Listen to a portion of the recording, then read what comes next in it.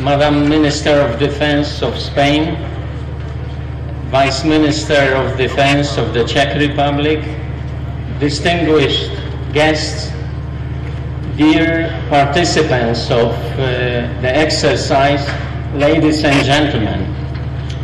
It is really my great pleasure to be here with you and witness at least some elements of this European multinational helicopter exercise, a part of European Defence Agency's comprehensive helicopter training program. Let me begin by thanking Spain for hosting the AZOR 2010 exercise.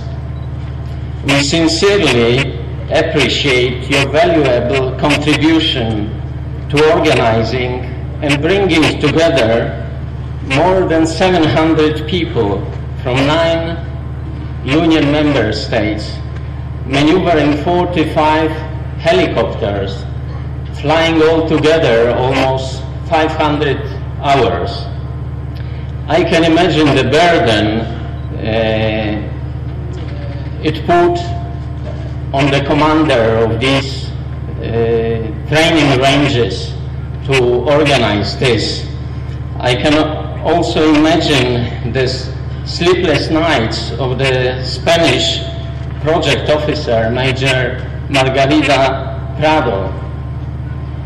Thank you for all you have done. Madam Minister, thank you indeed for the kind Spanish support and traditional hospitality. But we need your support in longer term as well. Special thanks to Luxembourg for covering the participation cost. Luxembourg has been a very reliable and great supporter of this helicopter initiative since the beginning. Thank you, Marie-Jean. Let me thank cordially the helicopter crews and support staff that have been working hard day and night to prepare for operations. They came from such distant places like Sweden, the Czech Republic, Slovenia, to mention only the few, to further improve their skills in cooperation with other European colleagues.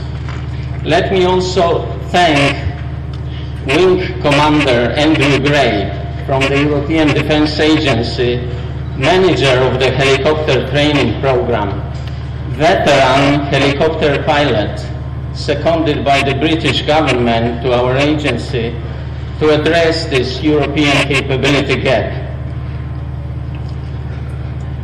Let me remind us that AZOR 2010 is the first exercise in the scope of the European Agency's helicopter training program.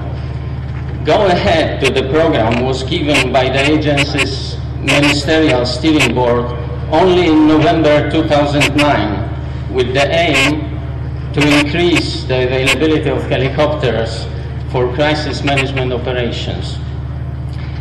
The program, which consists of 2 live exercises per year, one focusing on individual training and one on interoperability and operational tactics, has just been initiated by this exercise. So, what has AZOR achieved? Nations have shared their experiences. Crews have practiced new techniques, and I believe everyone has now a better understanding of how their friends do business.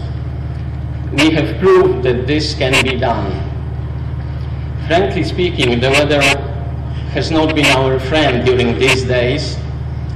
Too much water in Europe, too much water in Spain, but during this today's visit, I learned that this was the British crew who, unfortunately by chance, took the weather from the UK, so they will take it back. So he promised this to me. So let us remember that this exercise is experimental and exploratory.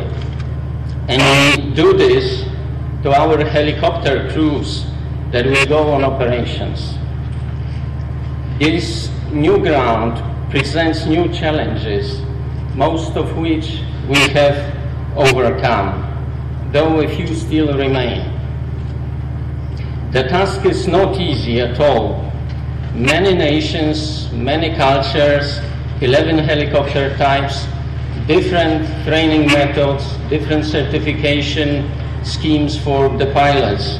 All these are very complicated things to overcome. But the participation in this exercise already shows that there is both the need and the will to satisfy the need. And the agency is up to the challenge with an exercise plan spread over the next 5 years. EDA is sure that member states are ready to work together to improve helicopter capability. So we will work together to provide training opportunities, to ensure lessons are not lost, and to develop better frameworks to make the process easier. It's worth noting that the helicopter training program is not the only helicopter program in EDA. 6 nations are working together on a synthetic helicopter tactics program. Another 6 have sent their students to our operational English course, with 4 more sending students this summer. The nations operating NH-90 and CH-47 helicopters also use the agency as a catalyst for cooperating through platform user programs. All this shows that there is a growing helicopter community which transcends borders, which wants to develop capability together, and which is eager to share experiences and knowledge. You should all be proud of the part you have played in turning concepts into reality. I look forward to seeing you and your colleagues on the next EDA exercise in 2011. I wish you a successful conclusion to this exercise and safe trip home. Thank you very much for your kind attention. Thank you.